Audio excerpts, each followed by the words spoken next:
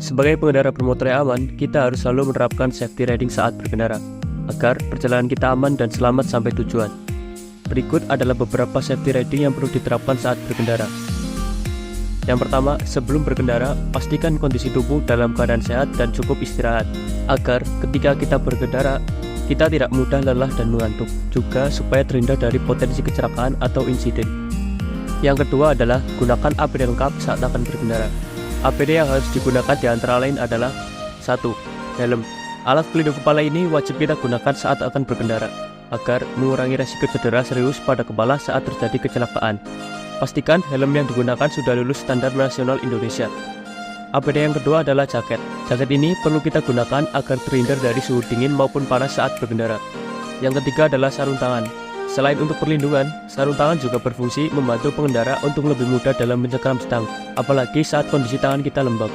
APD selanjutnya adalah celana panjang dan juga sepatu safety. Safety riding yang berikutnya adalah selalu membawa surat izin mengemudi dan surat tanda nomor kendaraan di dompet kita. Sebelum berkendara, kita juga harus mengecek kondisi kendaraan kita. Di antaranya adalah mengecek kondisi tekanan angin pada ban. Hal ini berguna untuk mencegah dan menghindari kerusakan pada ban saat di perjalanan. Berikutnya, cek kondisi rem depan dan belakang. Pastikan rem berfungsi dengan baik karena rem merupakan salah satu faktor keselamatan yang penting dalam berkendara. Kondisi motor yang perlu dicek berikutnya adalah lampu pada motor. Di antaranya ada lampu utama, lampu sen, dan juga lampu rem. Penting bagi kita untuk selalu mengecek kondisi lampu apakah berfungsi dengan baik atau tidak, karena selain berfungsi sebagai penerangan, lampu juga berfungsi sebagai tanda dan aba-aba untuk pengendara lain saat kita hendak berbelok atau saat kita mengerem kendaraan. Yang terakhir, posisikan spion dengan benar agar kita bisa melihat dengan baik pengendara lain di belakang motor kita. Setelah memastikan kondisi motor dalam keadaan oke, baru kita siap untuk berangkat.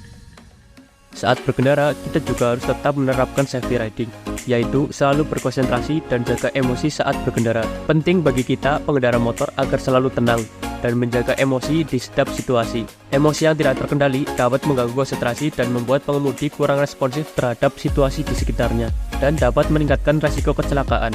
Safety riding terakhir adalah menaati rambu lalu lintas dan marka jalan. Rambu lalu lintas dibuat untuk menciptakan lalu lintas yang teratur dan tertib. Selain itu, perilaku kita juga sangat mempengaruhi tertibnya lalu lintas. Di antaranya, menyalakan lampu sen saat hendak berbelok, selalu menyalakan lampu kotak, menaati lampu lalu lintas yang ada, dan lain sebagainya.